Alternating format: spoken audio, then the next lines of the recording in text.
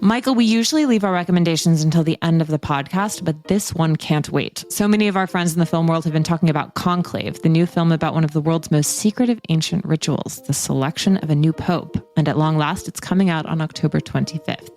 Written by Peter Strawn, who adapted Wolf Hall for television and also wrote Tinker Tailor Soldier Spy, Conclave was directed by Edward Berger, known for All Quiet on the Western Front. It stars Ralph Fiennes as the cardinal who oversees this process following the unexpected death of the previous pope. As the leaders of the Catholic Church gather together in the Vatican, the cardinal discovers a trail of secrets that could shake the very foundations of the organization.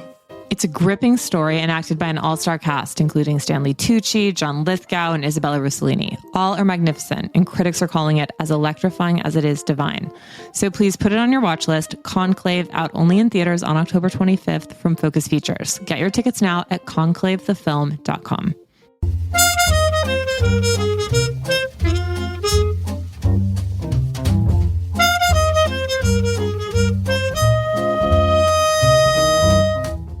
Happy Saturday. It is October 12th, 2024, and you are listening to Morning Meeting. I'm Ashley Baker in London. And I'm Michael Haney in New York City. In the United States, it's 23 days to Election Day, and the polls are showing Harris and Trump in a dead heat. We are not even going to speculate on the matter because we are still scarred by 2016. Bob Woodward has a new book out, and in it, he reveals that Trump and Putin were even closer than we knew. In 2020, Trump sent Putin a notorious hypochondriac COVID test for his private supply, and the two spoke on the phone at least 7 times. Meanwhile, according to the New York Post, RFK Jr. is not going to drop out of politics anytime soon, no matter how many damning stories about him come to light. The latest, of course, is the so-called textual affair, file that phrase away, with the political journalist Olivia Nuzzi. And we refuse to stop talking about that story because it's endlessly fascinating. As always, airmail is the antidote to all of that. Absolutely. We have a wonderful show today. First, 32 months have passed since Russia began its invasion of Ukraine. And today, Katya V. will join us from Moscow with her report on how Putin is fighting one war in Ukraine, but another one within Russia and against its citizens, and how it's taking a toll. Then, the always enigmatic and inscrutable former First Lady, Melania Trump, is in the news this week as her memoir entitled What Else, Melania, was released. Our correspondent, Andy Borowitz, has read it and is here to tell us all about what is in it. And finally, Josh Karp will join us with his look at a true cultural treasure, The Big Lebowski. When it was released just over 25 years ago, the Coen brothers movie was, believe it or not, a flop at the box office and with critics. Now it is regarded as one of the funniest movies ever made, one by which we all, well, can abide. And Josh will tell us how it came to be, the people who inspired it, and those who turned down roles in it. Can you imagine Mel Gibson playing the dude? It almost happened. So Ashley, where would you like to begin today? Well, Michael, I think there's only one place to begin, and that's with Melania Trump. I keep wanting to call this book Melania and Me for some reason, but as Andy Borowitz will explain, she is so much more than a pussy bow blouse and those Edward Scissorhands-like Christmas decorations. Andy is the creator of the award-winning news satire site, The Borowitz Report, which has readers in 175 countries. Welcome, Andy. It's good to be here. I don't even know if it's been 24 hours since Melania's book has just dropped on Amazon and in bookstores all over the world, but you have spent quite a bit of time immersed in it ever since that happened. So have you learned anything we didn't already know? Well, I have a theory of the book now, which I didn't have until it appeared on my Kindle Tuesday morning, which is that this has to be some sort of an elaborate prank. I'm not sure by whom. Is it possible that Melania has a sense of humor? I mean, she is the person who wore that green jacket that said, I don't really care, do you? I can only really understand the book in those terms because it's clearly ghostwritten. Obviously, Melania is not an author per se. I mean, I think that's not one of her strengths. But it's the most padded ghostwritten book I've ever read. It's only about 200 pages, but a lot of those pages, there's a very elaborate photo insert in the middle for those people who don't like to read. So maybe she is positioning this book as something that her husband might be interested in. Many, many photos, including photos of her sister's artwork. I'm not making this up. Her sister likes to paint, and she includes what she calls her favorite piece of art by her sister, which looks very much like a painting that one of my children did in preschool. In addition to this very elaborate photo insert, which eats up a lot of pages. The book has certain sections that remind me of when I didn't have enough words for a high school term paper. And so I would do very long quotes from the material I was talking about. So like you're writing a term paper about Moby Dick, and then you quote Herman Melville for about 5 paragraphs just to get your word count up. She includes 2 things. She includes her eulogy to her mom, but not an excerpt from the eulogy, the entire thing. So that's like, that knocks out like a couple thousand words right there. And then most tellingly or shamelessly, she includes the speech that was given by an immigration and naturalization officer on the day that she was naturalized as a U.S. citizen. So it's a long, very boilerplate speech about what it means to be an American citizen. So, you put in those 2 big chunks there, and there really isn't that much left for the ghostwriter to do, but the ghostwriter still manages to kind of mark time for about 200 pages or so. People who really think that they're going to get a full meal out of this book are really in for a disappointment, I think. Andy, did you find it a page turner, or was it a bit of a slog to get through? I'm just asking because I'm on the fence about whether or not I actually have to read this thing. Well, it's a page turner for me because, truth be told, this was a sort of a speed read for me. I was definitely taking kind of the Evelyn Wood approach to reading this book. I wasn't that interested. The book is told in a series of flashbacks, just to sort of give you a window into the literary device that Melania's ghostwriter employed here. You think you're in one chronological time period, and then, whoa, no, she turns around and it's like suddenly she's a 20-something Melania arriving in New York for her big modeling gig. And then they flash forward to her meeting Donald Trump, and they flash back to her becoming an American citizen. I mean, it goes all over the place. Sort of, it's almost Joycean in its stream of consciousness storytelling. But no, I can't really recommend the book. I wish I could. There are certain books that are such howlers. You really want to read them, and they're good to like read aloud, maybe at a party while everyone's getting drunk or something.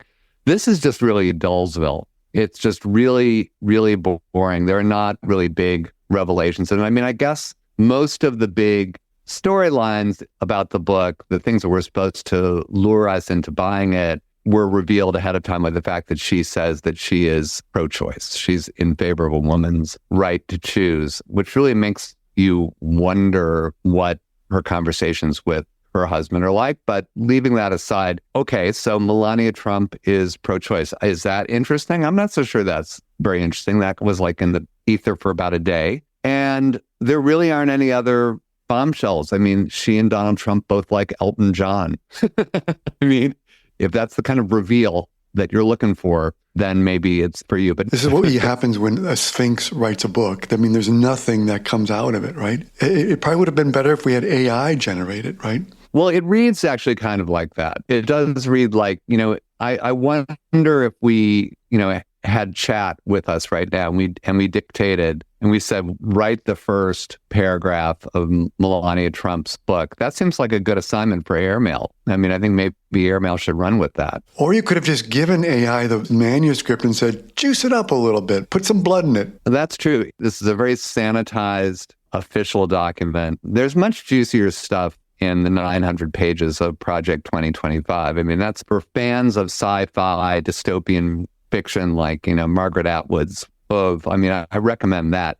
This is just very much more like the Stepford Wives, very, very robotic. The subtext of the book is actually the only interesting about it, just wondering like what went into the book, because there's so little there on the page. It's like one of those like really, like Andy Warhol's film that's just of the building, or like a long droning ambient music track. It just Philip Glass, it's just like, what on earth are we supposed to make of this? Andy, why do you think this was released now? I mean, was this just an excuse to get out her sort of messaging on abortion in advance of the election and a blatant attempt to win over voters in swing states? Like, what do you make of all of that? Well, it's really hard to picture like those undecided voters that CNN somehow manages to scare up like in a diner in Allentown or something, saying, I wasn't so sure about that Donald Trump, but when I read Melania's book on my Kindle, and I saw that she was in favor of abortion, that really moved me off the fence. And I think this seems a little bit like a straight up grift. I don't think that she wrote it. I think it's pretty clear she didn't. She has a history of using ghostwriters and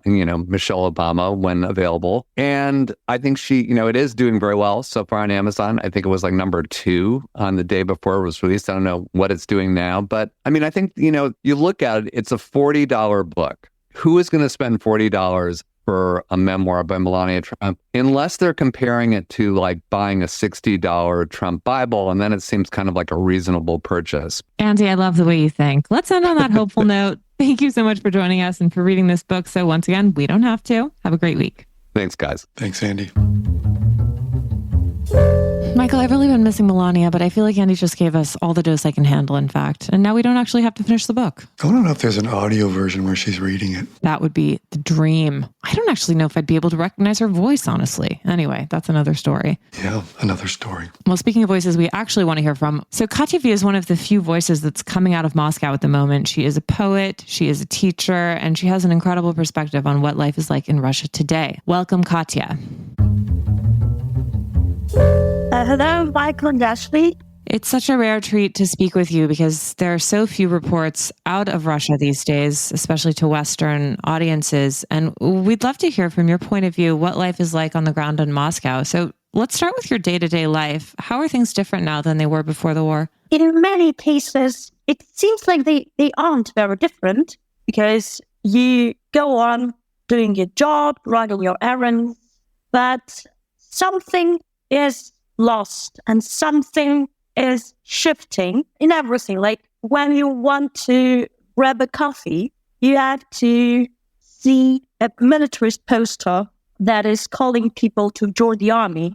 Those posters are on every door of every establishment. Just at a convenience store, you see those posters. And when you are in the city, when you're using metro, for example, and metro is the most prominent means of public transportation in Moscow. In metro, everywhere, there are these little stations, tables with people that are there for you to sign up for the army. They try to take people just from the metro. And of course, everything is far more expensive, and it's getting more and more expensive every month for more than 2 years. And you just don't see many people that you used to see because some of your friends or some of the people you like, your colleagues, your teachers, your professors at university,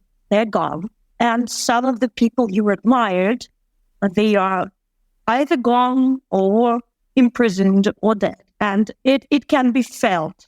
Also, when I'm somewhere in the public, like in a cafe with one of my friends, we're just trying to lower our voices and not to speak what we want to speak about, not to say anything out loud because, well, the practice of loyalist people informing the government and the police about unloyalist neighbors, well, probably it's not as prominent as it was in Stalinist times, but still it is there, it can be felt, and everybody's trying to their head low. Katya, we know that the Russian army has endured a tremendous amount of casualties. How is that news being communicated in Russia? Short answer is it is. Information is accessible, but you have to check a lot of resources and you can't be sure about anything. Because I think the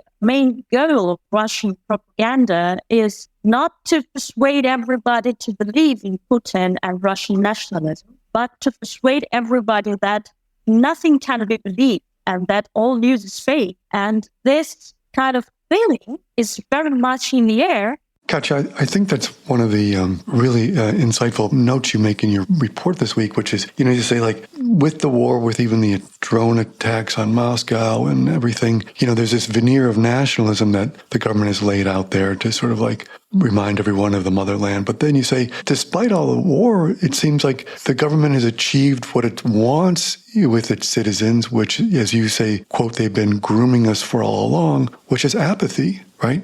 Yeah. I think so, because what I see every day is just people who are trying to make ends meet and not to think about anything which is happening. I don't want to blame anybody. I don't want to say that I am somehow different from everybody around. But this just seems the truth. Everybody is fearful. Everybody is anxious about possible repercussions for any free word or any independent action. And because of that, those free and independent words and actions are very scarce.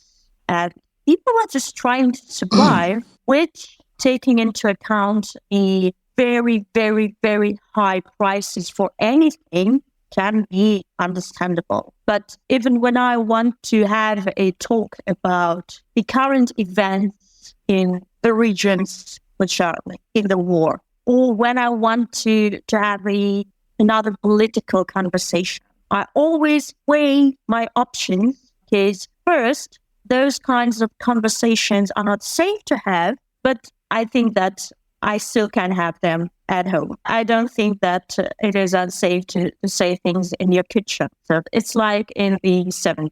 But even when I'm in my kitchen, I'm with my friends, my partner, my close ones, I ask myself, do I want to make those people sad and anxious? Do I want to remind them of the situation we're in?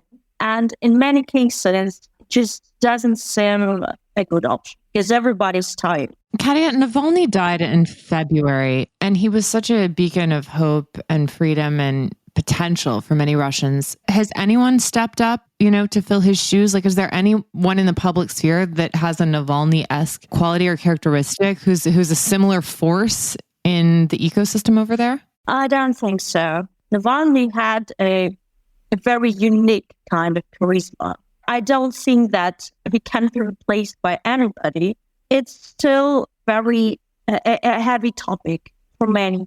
I myself sometimes feel that I just can't be at peace with this thought of him having been killed. We now know that he was killed in prison. We suspected that, but now there is proof. I just put Navalny's portrait in the most open place of my apartment for me to look at him every day, because he meant very much to me in this sense of being, on the one hand, realistic, knowing that the situation in Russia is grave and cannot be fixed just quickly and lightly, but on the other hand, being optimistic and providing hope for everybody. Well, Katya, thank you so much for joining us and for writing. We know there are very few voices that are coming out of Russia right now, and we so appreciate your willingness to share your experience with us. Thank you. I just want to say that there are so few voices. I think you probably understand, not because no one wants to share, but because it doesn't feel safe. We understand. Thank you so much. It's a sad state of the world that you're living in, Katya, but we so appreciate your willingness to put yourself out there. Thank you very much. We can't wait to get to the theater to see Conclave, a gripping thriller from Academy Award-winning director Edward Berger, starring Ralph Fiennes, Stanley Tucci, John Lithgow, and Isabella Rossellini. It's all about one of the world's most secretive and ancient traditions, the selection of a new pope. It's an electrifying story and a magnificent cast, and it's only in theaters on October 25th. Get your tickets now at conclavethefilm.com. God, what an incredible story, Michael. I mean, it's crazy to me. Every time we speak with Katya, I think that despite the connectedness of the world that we live in, it's astounding that there are so few voices coming out of Russia right now. Yeah, and truly, goes without saying, but it has to be said how brave she is to still speak out and let people know around the world what it's like back there. So we're grateful to her. Well, it seems almost sacrilegious to go from the machinations of Moscow to the Big Lebowski, and yet here we are. We have a wonderful conversation with Josh Karp about the making of this much beloved film. Josh is the author of A Futile and Stupid Gesture, How Doug Kenny and National Lampoon Changed Comedy Forever, as well as Orson Welles' last movie, The Making of the Other Side of the Wind. Welcome, Josh. Hey, how are you guys? So your fabulous story of The Big Lebowski and its origins was supposed to run in 2023, but due to the writer's strike, you couldn't interview any of the cast members. So here we are. It has been, 27 years now or 26 since The Big Lebowski first graced the big screen. Is this a movie you have a particular affinity with, or was it just more of a fun research project? It was both. I remember the first time I saw it when it came out, I was like, well, that's a good movie. And then, over the years, I've watched it multiple times. It's weird, I remember I did a story about a crazy Dennis Hopper movie he made, and he said something about how you have to really see it 4 or 5 times to appreciate it. That's not exactly the case with this film, but it's a film that gets better and better every time you watch it, which I usually find is not the case with movies. It gets funnier, even though you know what's going to happen. And it is now, one of my absolute favorite films. It didn't take 26 years to get there, but after maybe like the first 3 viewings, I was like, oh my God, this is like one of the best films I've ever seen, just because it's so like loose and so funny and not fitting any both fitting a conventional mode of storytelling and absolutely not fitting a conventional mode of storytelling. So yeah, it's one of my favorites now. And we have the Coen brothers to thank for that, right? So tell us a little bit about the team behind the film. It's the Coen brothers who, have had this great idiosyncratic career and, and obviously, made their first film was Blood Simple, and then they made Raising Arizona, and just kind of always taking on different genres. What's interesting about them is in a world where everybody kind of tries to fit into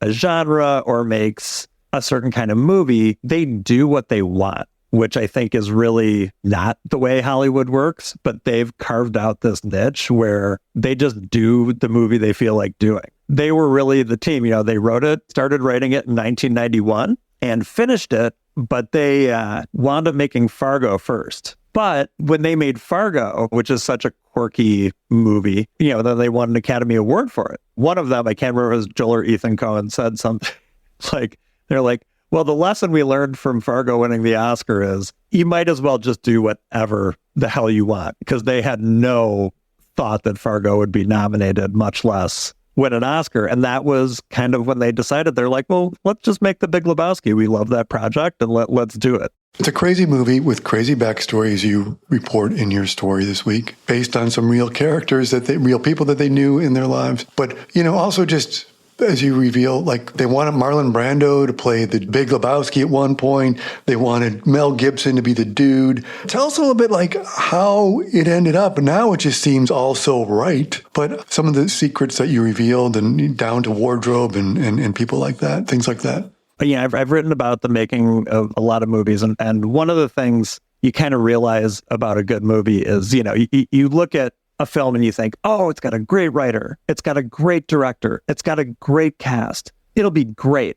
And then that is not really necessarily the formula. The formula is that a great film is kind of like a miracle. It's like some form of magic happens when you are working on certain projects, and just the right people come and they are the absolute perfect people for the script. And it just works in some way where there's like, some alchemy on the set. So first of all, the story kind of came together in this weird way. And this is very Coen brothers. There were all these disparate elements they pulled together. So first of all, the character of the dude was based on 2 guys who are absolute and complete opposites. One guy is Jeff the Dude Dowd, who is kind of a legendary Hollywood figure. And he's this kind of big, shaggy, blonde-haired, dope-smoking guy who worked in distribution and helped them distribute Blood Simple. And he's a former hippie and still a hippie. The other inspiration for the dude was a guy named Pete Exline, who was kind of a split inspiration because he also inspired John Goodman's character. And what happened was Pete Exline was a Vietnam veteran who was a movie executive. And he was kind of this, one of those guys, I believe he's still alive, so I shouldn't say he is. And he kind of had a lot of, bitterness about Vietnam and said stuff, like when I left, we were still winning. But he talked about a rug that he had that really pulled the room together, which is a famous thing from the movie and kind of the inspiration for, the dude's quest and how he gets in the middle of all this, kind of weird mystery. They took Jeff the Dude Dowd and combined him with Pete Exline with his rug and came up with the Dude. Josh, this is the kind of movie that you think would get made today. It's a dramatically different era in Hollywood. Oh, God, no. Not in a million years. I mean, the Coen brothers might get it made. The Big Lebowski is just like, it's so quirky. The central plot is actually the plot of a Raymond Chandler movie, like an old noir. And then they just built all this stuff around it. I mean, maybe the Coen brothers could get it done today, but I can't see anybody else getting it done. Maybe Christopher Nolan, if he decided this was what he wanted to do, which seems unlikely. Yeah, I mean, I just go back to this sort of, you said every film is a kind of beautiful accident that happens. But, as you go through and the people who were almost in it, Charlize Theron and Liv Tyler is Bunny Lebowski. And then you note everyone from Nicholson to Hackman to Duvall. Even Anthony Hopkins passed on playing the part of Big Lebowski. And yet, I remember seeing it, I kind of had a reaction like you. It was okay. And the thing that stuck in my mind most was how much Turturro freaked me out. Especially licking the bowling ball and that weird long pinky nail. But I mean, it was the things that stay in your mind, And Turturro was awesome. And he was really fun because, he'd been in other Coen Brothers movies. And they really wrote this part of Jesus, the kind of pedophile bowler, for him. And one of the interesting things I learned is the Coen Brothers, everything is really strictly scripted. So much of the film seems like improvisation. Yet the only improvised line was when Jeff Bridges says to the actual Big Lebowski, he refers to him as human paraquat. But otherwise, it was interesting how much they trusted their actors. And Turturro said, he showed up and they were like, here's the guy you're playing. Here are your lines. You create the character. And so it was Turturro's idea to wear the hairnet. I believe it was his idea to wear the purple jumpsuit. The long fingernail was his idea. Licking the ball was his idea. I don't know if you remember, there's a scene where he cleans his ball, where he's kind of holding it, beneath him, and it's kind of lurid, I think might be the right word for it. And he does this weird kind of Muhammad Ali dance after he gets a strike. And I remember he told me, he goes, first of all, he said, making those guys laugh is your goal. He's like, and it's like second grade. You just want to make your friends laugh doing whatever you can. He said, but he goes, I just threw everything I could think of at the wall. He's like figuring they'd never use 90% of it. And then he kind of paused and he goes, and they used every single thing I did. Well, Josh, you've given us a lot to think about as we watch The Big Lebowski for the 7,000th time this weekend, which I know Michael and I are both going to do. So thank you so much for it. It was my pleasure, you guys. Thanks for having me. There's only one place to discover a global snapshot of the current cultural scene. AML's Arts Intel Report. Our international research tool for what to do and where and when to do it is user-friendly, continuously updated, and meticulously curated. Arts Intel is handy at home, on the road, and when you're planning your next trip. It also includes indispensable lists of restaurants and hotels in key cities around the world, recommended by our well-traveled experts. Explore Arts Intel at ml.news/arts-intel, and be sure to sign up for our Week in Culture newsletter, which is published every Wednesday afternoon at ml.news/WIC. I'm Chris Garrett, an ML Deputy Editor, and I never leave home without it. Bon voyage. It is the weekend. Please recommend something to us. There's an ambitious new project from the director Alfonso Cuarón that just went up on Apple. It's called Disclaimer. Cuarón, as you may recall, actually is the Oscar winner behind such films as Roma and Gravity and Y Tu Mama Tambien. In press, I've read for this project, he's calling this a 7-hour movie or a thriller in 7 chapters, which means I think it's a 7-part limited series, but I would call it a psychodrama that he's stocked with some of the great actors. You've got the always mesmerizing Cate Blanchett in the lead, and you got Kevin Kline, Sacha Baron Cohen, Leslie Manville. I've only seen the first chapter, but I'm going to watch the rest if they drop, and maybe we can discuss, because so far I'm all in. The story basically is Blanchett plays this acclaimed documentarian who returns home one night to her chic London townhouse and discovers that a secret, shameful incident from her past has inspired a novel that's about to be published. So all of a sudden, she's got all these complications. So, as I say, I've only watched the first one, Ashley, but maybe we can check it out together. It's called Disclaimer, and it is on Apple TV. And you, my dear, what do you have? Well, I know you've seen Nobody Wants This. I have seen a couple of them, yes. And? I think I went in with high expectations, but it's clever. You know, Kristen Bell, I'm a sucker for her. I think there's some great moments in it. How about you? Well, it's interesting because I was talking to some friends who work in TV, and a lot of them saw the pilot and were not impressed. And I think that the first 10 minutes of it, it's a bit cliched and corny and whatever, but I really devoured the show in a way that I have not devoured many things in a very long time.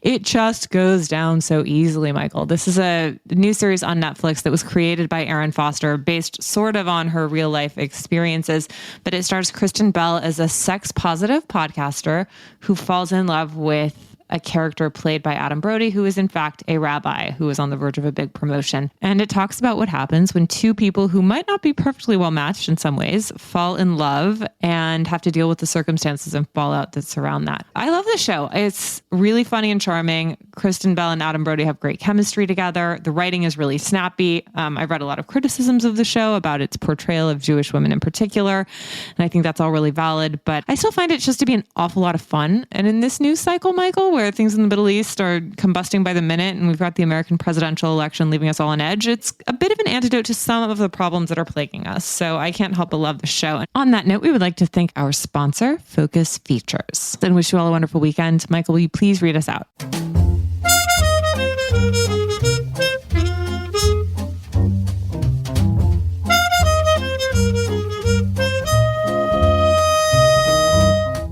The Morning Meeting is produced by Airplay Productions and edited by Jesse Cannon. Our co-editors are Graydon Carter and Alessandra Stanley. Our chief operating officer is Bill Keenan. And our deputy editors are Ashley Baker, Chris Garrett, Nathan King, Julie Vitale, and Ash Carter. Our CMO is Emily Davis.